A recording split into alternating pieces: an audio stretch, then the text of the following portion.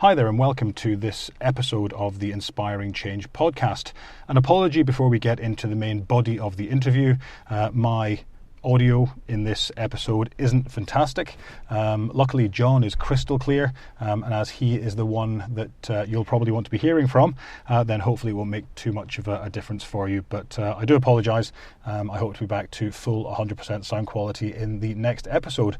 But for now, let's go on with this edition of the episode with John Simmons, the grandfather of tone of voice. Welcome to Face Forward, the Inspiring Change podcast on all things internal communications, engagement, leadership and change. Good morning and welcome to this episode of the Inspiring Change podcast. I'm really excited this morning. In fact, I always say I'm really excited when I get to meet guests, because we always have such brilliant guests on the podcast. But today I'm particularly excited because today I'm talking to John Simmons, who arguably could be and has been previously described as the godfather of tone of voice. Or the grandfather of tone of voice. I don't know which. We can discuss that with John in a second. For me, tone of voice is such an important thing when you work in communications and when you work particularly around change. We'll talk to John about some of this in a second.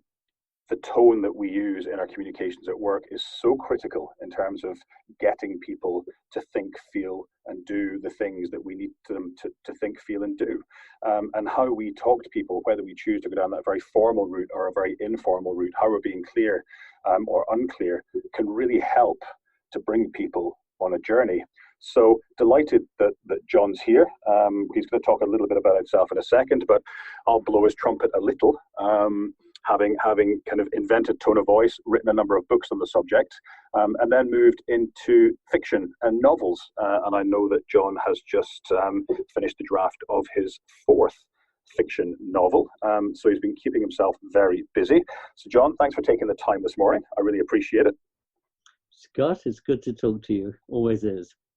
I'm looking forward to hearing a little bit more about tone of voice and about the journey you've been on and where the whole thing came from. So why don't we kick off, maybe first of all, with just you giving us a little bit, as I often do at the start of these podcasts, a little bit about you and where you've come from in your career. Okay, Scott. Well, you mentioned sometimes godfather, sometimes grandfather. I'm not sure I'm absolutely happy with either of those. I like to think of you as both. But grandfather probably implies quite correctly that I've been around for a while now. So when you say, well, how did I get to where I am today? Going back a bit, but trying not to bore everyone with my complete life story. At university, I read English, and so I was really into, the joy of language, really, and what you can learn from literature. And when I came out of university, I started off wanting to be a novelist, but there were no there were no adverts in the situations vacant columns that I could apply to get that particular job. So I found myself in the world of work and trying always to get as close as I could to jobs that allowed me to do some writing. So I started out in publishing. Then I went on to an organization called the National Economic Development Office, which was to do with a number of different industries across the UK and on the industrial strategy.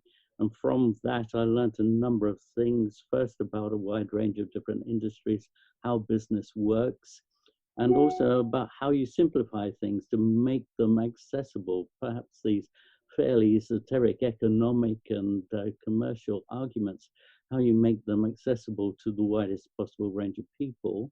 And as part of that, I started also working with designers and really enjoyed the process of working with designers. So my next career move really was to then join a design company. And so I did that.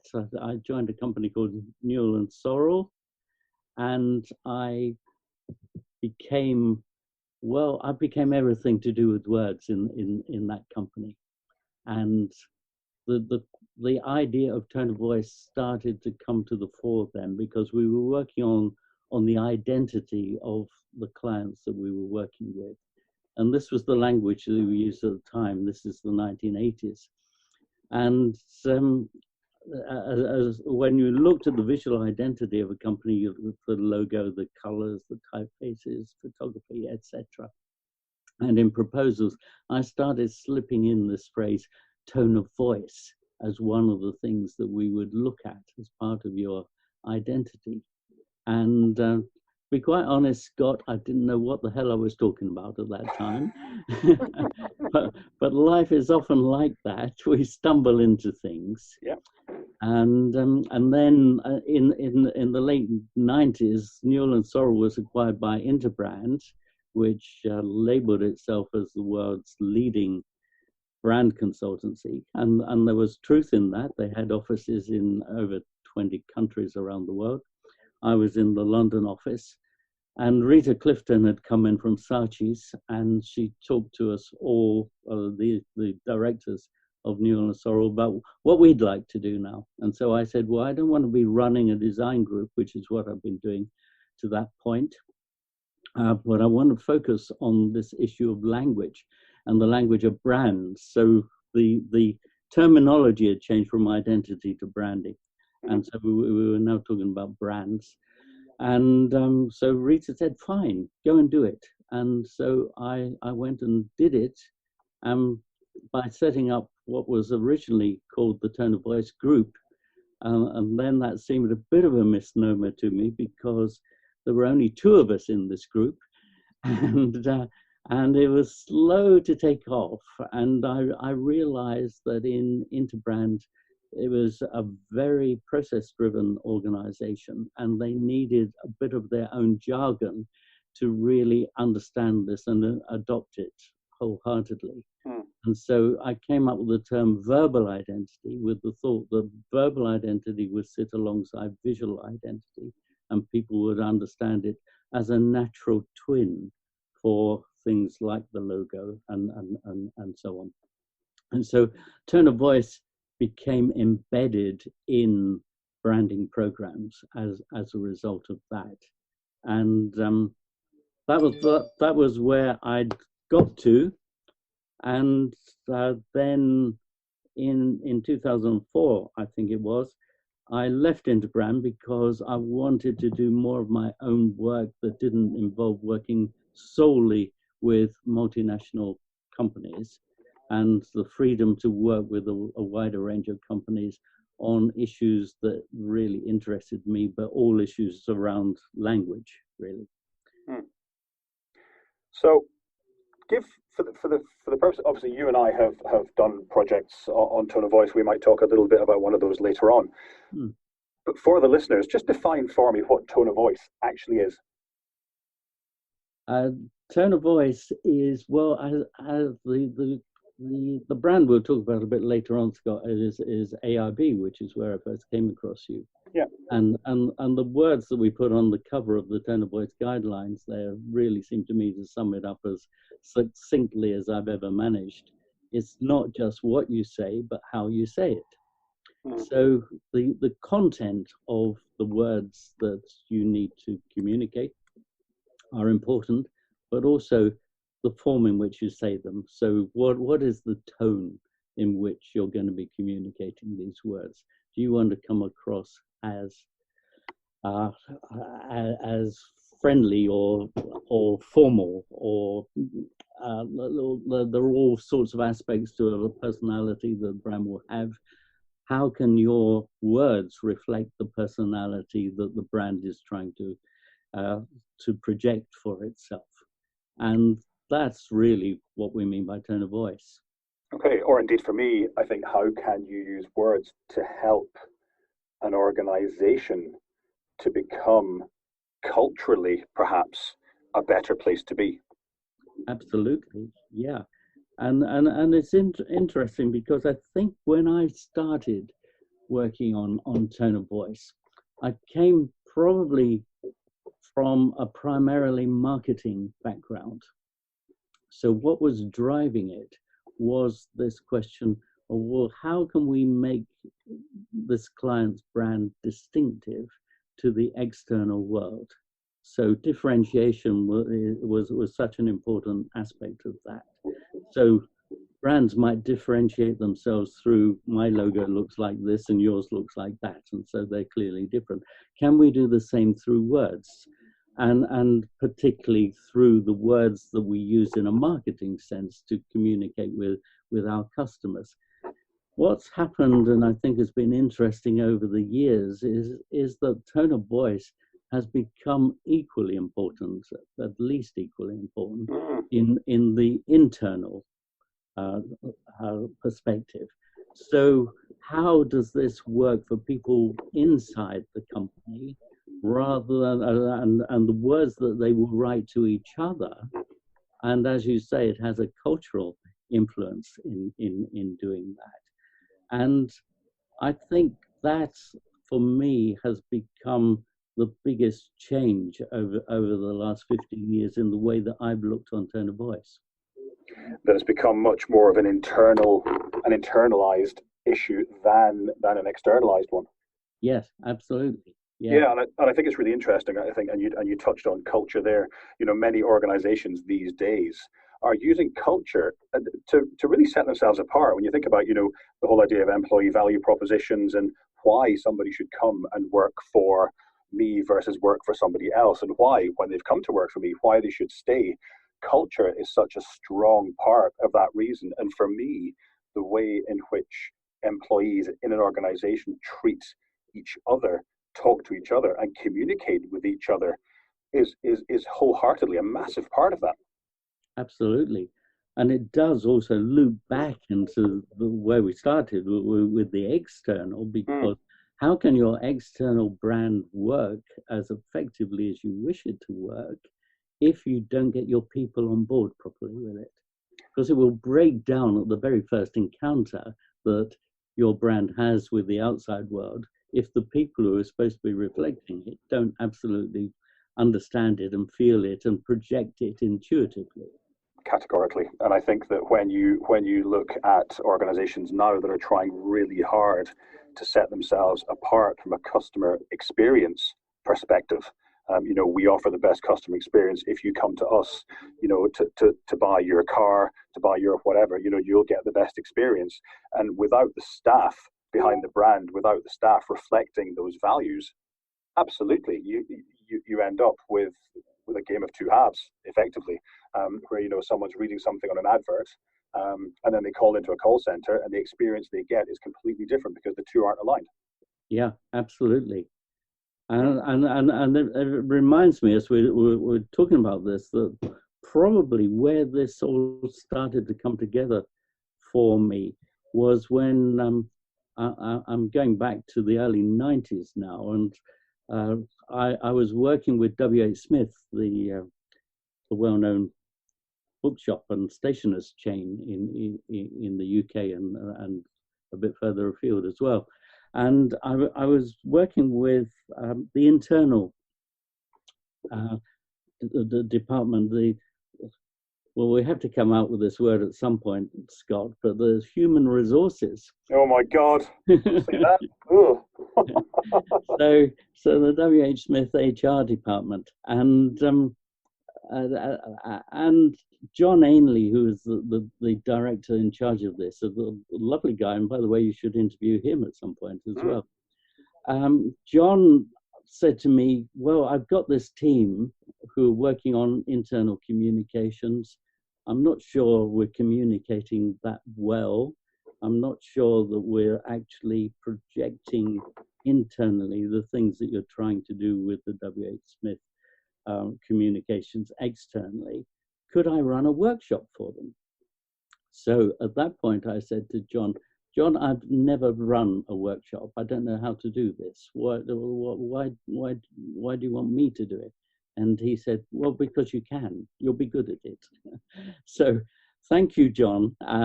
He got me to do my first ever workshop, and it was with his internal communications team in W.H. Smith, and it worked really well. And that then led on to you know, almost a career full of workshops that I've run ever since. And they do work particularly well, these workshops, I think, when they are for the internal audience, because as well as the specific things that you're trying to do with a workshop, to do with, well, what is this tone of voice, and how do we actually write in the way that we're talking about to reflect this brand. They also have this second objective that's often not absolutely stated, that well, we want to do this because it has the effect of bonding the team together more effectively. And so you create a team of people who are working internally, who then become the ambassadors for your brand and changing the culture within the business through the words that are used, because we all use words. We all have to use words. And it's always my point of view that if you're going to use words, well, you might as well use the best words that you can and be completely confident and comfortable in the way that you use those words. Absolutely. And it's funny because when I talk to people about tone of voice, and perhaps when you do as well, you know, the go-to place, just because the terminology tone of voice is that it's spoken word. And of course, it is spoken word, but it's very much for me more, and for you, about the written word, and trying to close that gap, that gulf between people talking in a very human way, and then the closer they move toward a keyboard, the less human it becomes, the more alien it becomes, the more formal it becomes, henceforth and forthwith and pursuant to my email of 22 October. You know, try to close that gulf between the written and the spoken word. Yeah, and one of my main principles about writing has always been, well, to write as if you were speaking, which absolutely relates to what you've been talking about there. And I always think that, you know, emails have probably over the last 20 years have been the main medium for communication in businesses. I always think emails should be conducted like conversations. They are not, although often businesses insist on the legal terms and conditions they put at the bottom of the email, but they're not primarily a legal contract. So you're trying to get someone else to do something that you would like them to do, or that you want to interest them in. How do you do that? Well, you sit down at the equivalent of the conversation that we're having here, Scott. It's like we're having a chat over a cup of tea or coffee. This is the tone, my general go-to tone for emails, that you have to try to establish a relationship that is a very human relationship through the words that you use. So let's not make it too formal. Let's not be passive-aggressive or anything like that. Let's just have an ordinary, everyday conversation between two people. Yeah, absolutely. And you know, we've all been in a situation, I think, working in larger organizations where, you know, somebody from 10 desks away sends us an email, and it just completely gets our back up. And I think it's funny, just referring to the tone of voice guidelines that you talked about there, that we worked on for AIB, and I think in the forward, Anth Burrows, who was the head of internal comms and engagement at the time, spoke about coming into work on a Monday morning and opening your inbox and seeing the first couple of emails, and how those perhaps first couple of emails can either make your week or break your week, because they might be written so badly that, you know, it just completely pisses you off for the rest of the week, or might conversely be written so well and in such a human fashion that it really makes your week. And it can, the words that people write, I don't think they realize the power and the impact that they can have on people. No, that's certainly true. And I think we all need to recognize, and we all do absolutely recognize, that people at work are very busy. So we're not talking about, you know, we're not talking about encouraging people to write emails that go on and on forever in a very rambling way. But on the other hand, we're not talking about a sort of Ronseal style of communication and just being absolutely blunt and direct all the time. Mm. And I think there's a happy medium between those two extremes that is just reflecting the fact that we are human beings. And so let's have that kind of conversation. So how does an organization, if we're thinking about the kind of the happy medium between those two places, how does a company, how does an organization go about creating its tone of voice, defining its tone of voice? How would they do that? I think it relates to still internal or external. It relates to what is the brand that we're talking about here. So what are the values of this particular company? And then, well, if those are our values, then how do the words that we use actually reinforce that perception of the brand? And so that's the starting point, really. And it goes to the heart of what any business is all about. So you have to be asking, well, who are you and what do you do? And how do you go about it? And fundamental questions, sometimes in a branding sense, gets dressed up into the form of this is our brand model with our mission, our vision, our values, and so on. Mm. But actually, you can reduce it to much more simple things than that. You have conversations, as I'm sure happen every day. What are we trying to do here? What is this about? What is the purpose that we're trying to achieve? And the purpose that goes beyond the absolutely obvious things like, well, we're here to make money or whatever it might be. So you do start to get into what you referred to earlier as the culture of the organization. So what is the culture that we're trying to engender here? And how can our words reflect that culture and build it and make it a much more successful culture?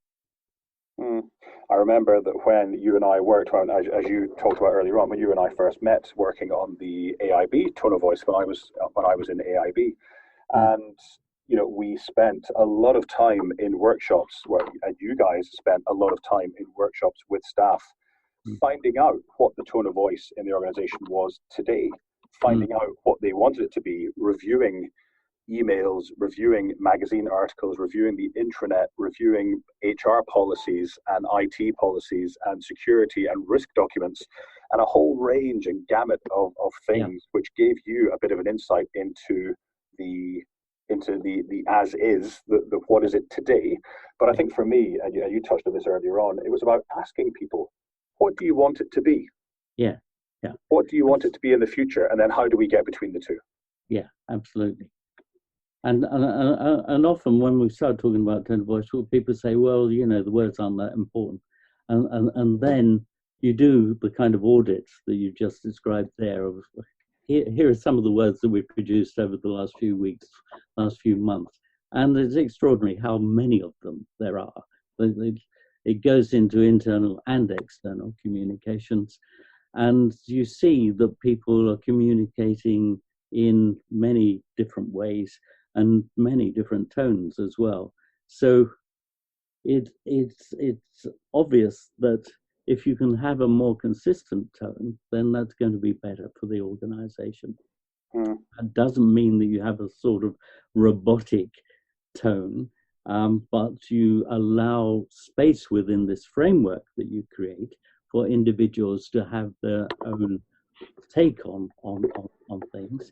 And so as long as you keep to the framework, then there's latitude within that for people to express themselves in a way that is personally satisfying and creative. I would use the word creative. I think it's important. And culturally, creativity is important as well, because people can be stifled by the feeling that this organization is denying them their creativity. Well, the words are there. The words are available to everyone. In fact, they're a requirement for everyone. You can't go to work and not use words. So how can you use those words in the most creative way? And by creative, I don't mean let's get people writing poetry, although we do like we did enjoy a lot of poetry writing when we were going through this project. Yeah, we did. Yeah. But to use them creatively, by which I mean make a connection between you as a writer and whoever is on the receiving end of that communication. And by making that connection, there's a creative spark that happens. And that is much better than the sort of command and control way of operating. That probably, to be fair, Scott, when we first started talking about the situation in AIB, they'd got themselves into that situation for perfectly understandable reasons, because the financial crash had happened. It was a bad situation for people working in the business because there was so much uncertainty. There was a feeling that, well, I might not be here next week, and all sorts of uncertainties like that. And I think that what we were able to do with the Tone of Voice program was to address that uncertainty, the negative issues that were there, and without having a sort of Pollyanna approach to saying, oh, it's all going to be lovely in the future, but just to show them that there was a way through this where we can move to a place that is better than the place that we're in at the moment, and that the words that we use are an essential element of that journey. Yeah, and there are, and completely. And there are a couple of things that I think you touched upon there that I really jumped out. And one is that, you know, there's a framework there, but it has to be a framework. And it's interesting that when we wrote the document for AIB, it was tone of voice guidelines. It wasn't tone of voice rules, because a set of rules would suggest that we expect everybody to do everything exactly the same, and we don't. We want to put in place guidelines to help you along the journey, to help bring you along this path to this better place. And for me, that did give people the latitude and the space to do something that was a little bit more creative. And as you say, it's not creativity in terms of Shakespeare writing and poetry, but it's just in terms of trying to be a bit more human, a bit clearer. You know, some of those pillars that we came out with in the tone of voice guidelines. So, yeah, you know, that was really critical. I think, you know, that project was probably one of the most successful and satisfying projects that I've actually ever worked on. You know, we trained over the course of a year, maybe 18 months, we trained 1,000 people in how to apply those tone of voice guidelines, 10% of the staff. The change that made internally in terms of how people communicated was incredible. And when you talk there about the writer creating a link to the reader, there was a really good example that I use quite often, where somebody in the IT or telecoms department, every year an email would come out around about June time, and it was generally in caps, generally in bold, and it was all about not using your mobile phone abroad, not using up data, because it cost the bank a lot of money. And it would very much come, you know, do not turn on mobile data unless you absolutely have to. You know, you must not, you know, use mobile data abroad. It costs us a lot of money. That type of surly tone. I remember that you and I and Matt had a discussion around, well, who do we get first to go through this training? Who do we get first? Who are the big wins? And it was the likes of risk and IT and telecoms and legal and those departments who would send the humdingers of emails out to staff. And I remember then, the very next summer, an email landed in about June time with a headline, "Have you packed your sun cream?" And I thought, huh? That's weird. And of course, immediately I'm hooked in. I'm going to open it. Yeah. The tone of that email was, you know, you may not realize that we spend X amount of money every year on mobile data. We're not saying that you shouldn't use it. All we're saying is, do use it, but then please make sure you turn it back off again, because in doing so, it can save money that can be then used on other things. Yeah. Unbelievable. The turnaround was phenomenal. Yeah. And that's a great example, and there were lots of others as well, because we were dealing with things. An example I remember was the Christmas drinks issue, where it was quite sensitive because, you know, all the different departments were being told to save money and come back. So what do you do at Christmas time? And it's really forbidding emails went out about the Christmas drinks, and then we were able to come up with a way of saying this that was just far more far easier for people to take. We were still saying, well, don't be silly, you know, don't indulge in sort of wild parties that get you noticed in the neighborhood and people start talking about your organization in a negative way. But you can still go out and have a good time. It is Christmas. Let's celebrate. Let's have a bit of joy in our life. And that is part of what we want to get out of work as well. And I think both those examples show one of the key cornerstones of that guideline that we put together, which was being adult to adult. You know, treating people know fine well that they shouldn't go out in any organization wearing their uniforms on the rip, you know, in a pub on an evening, making fools of themselves, because that has a negative kind of impact on their brand. They know that. We don't need to shove that down their throats, but we do need to bring it up from time to time, and I don't think that's a bad thing. No, absolutely not. So when we think about, obviously, you and I spent probably the bones of maybe 12 or 18 months on this program, creating and then rolling out the tone of voice within the bank, and since that's been taken on, and actually a new guidelines written, or an updated guidelines written, which beautifully pulled together the external and internal tone of voice. But I'm very proud, as I'm sure you are, that it was the work that we had done internally which actually drove into the external. So that was nice, which then bridged that gap between the internal and external voice. And again, that was something that from a bank perspective, you know, we were still writing letters, you know, dear sir, you know, henceforth and forthwith pursuant to my previous email type language. The language in those letters, even out to customers, completely changed. Yeah. No, it has that effect, and it's an interesting example because, as you say, now the external and the internal have been brought together, and that's often the way with these things. I mean, as we're on the subject of Christmas drinks and things like that, I'll bring up a Guinness example, and all these examples seem to be based around Dublin, but I'm not quite sure why. And drinking, not that we're casting aspersions or anything. Yeah, but when I did some work with Guinness, it started out definitely 100% focused on the external communication. The reason why I was brought in was because they'd conducted a worldwide review of their advertising and marketing and wanted to bring every country together under one understanding of what is the essence of our brand, of our Guinness brand. And they'd come up with this thought of Guinness reflects your inner strength. And that started to be projected through the advertising that they did.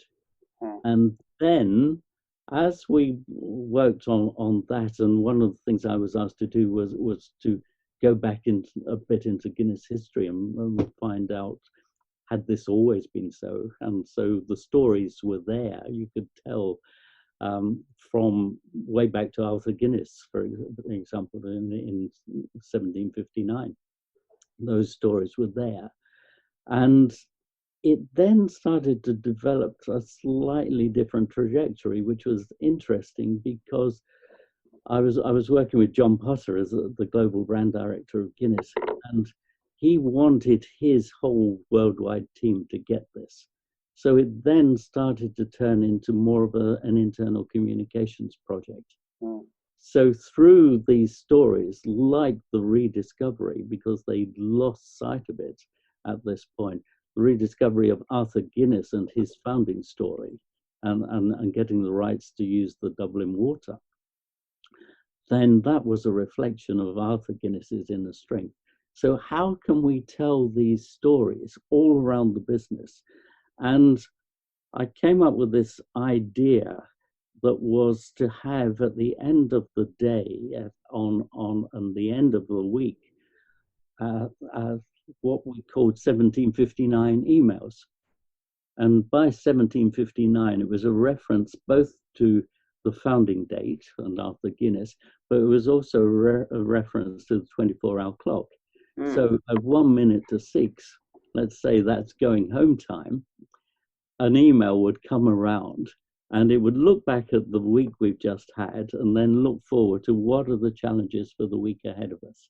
And do that just through a short email, probably no more than a couple of paragraphs, that set that out in a very short, engaging way that everybody could relate to. And so it was a really good internal motivator as well.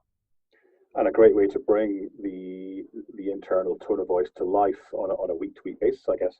Yeah, absolutely. Yeah. So we think about organizations. Obviously, we were lucky enough to work on the big tone of voice program in the bank. But in organizations that may be listening to this that might be small, they could be 5 or 10 or 50 or 100 people who maybe don't have the resources or the time or the wherewithal to do that whole shebang, to go through the entire tone of voice process. What are some of the small things that you might recommend that companies start doing or thinking about in their employee communication that can really help them shift the dial on culture? I think the first thing and the most important thing is to be as clear as you possibly can about what is the essence of your organization. And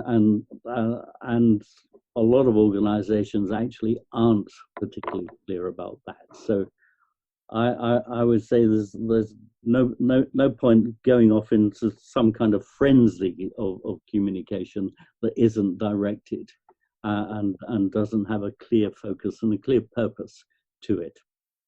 So organizations, and I'm currently working with a small charity, for example, here in London, and I'm going to go in to talk to them in a couple of days' time, and I'll have some conversations with them, which are no big deal and no expensive deal either. It's just facilitating those internal conversations to happen. So get people together and be absolutely clear about, well, this is who we are, this is what we do, this is why we do it. That why, I think, is always very important.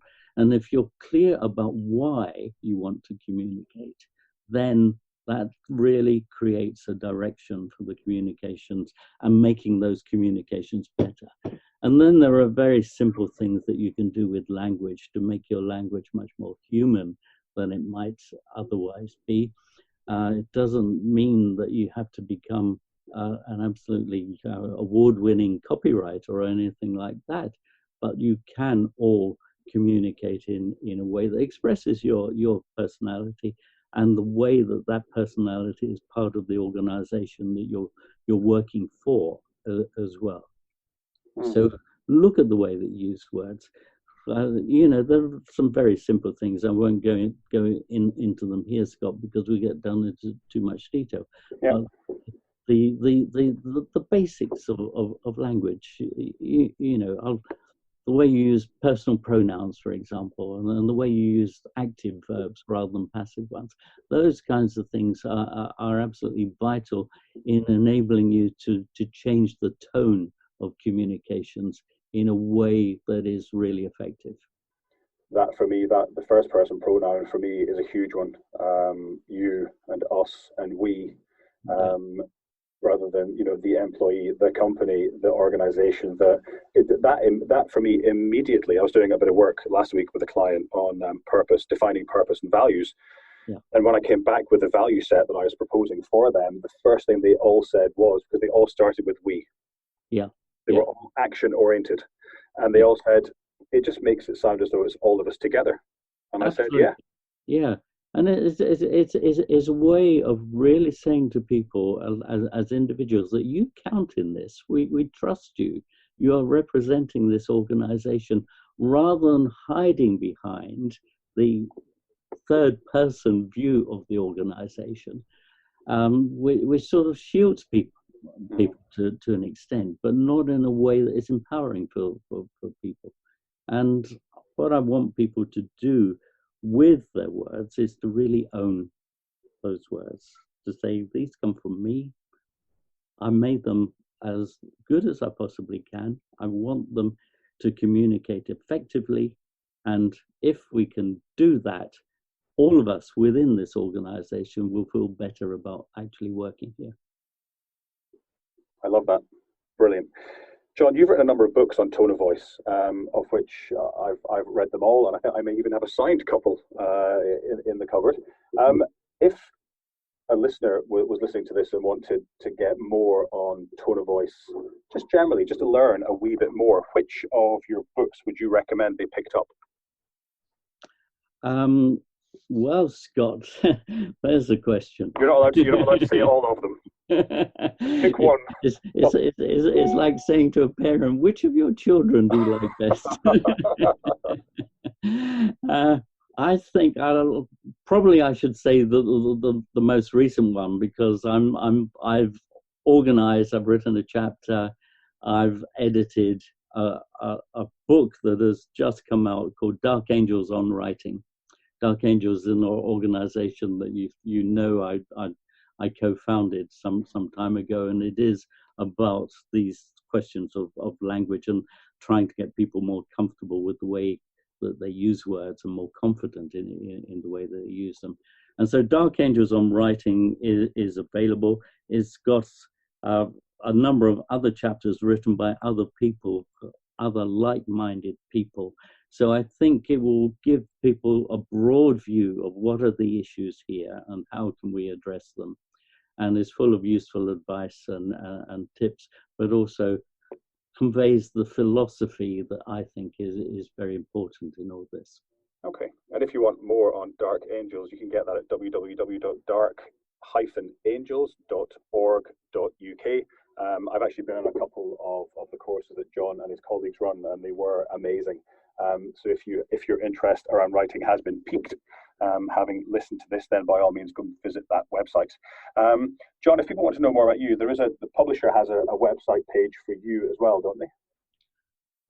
Yes, Scott, I haven't looked at it for a while.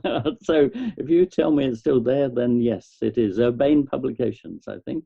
Urbane Publications, brilliant stuff. And listen, you might do me a little favour. Michelle O'Connor here in the office, when I told her I was interviewing you, was very, very excited because she thinks you're great. So you might just give her a little shout out. I've never done this before. I've never asked any guest to shout anybody out before, but you might just give Michelle a little shout out there for me. Oh, Michelle, what can I say? It's lovely to meet you, even in this very tangential way. If Scott gives me an address, I will send you a signed copy of Dark Angels on Writing. Brilliant stuff. And now that you've said that on the podcast, I'm going to have to hold you to that, John. I'm happy to be held. Listen, as always, it has been absolutely lovely talking to you. I've really enjoyed the discussion. We'll hopefully meet for a pint in London very soon. Very soon, I hope. Thanks a lot, Scott. Thanks for listening. If you enjoyed this podcast, please take a minute to rate it and maybe even leave a comment. To learn more about inspiring change, to read our blog, and to hear more podcasts, please visit our website at inspiringchange.ie.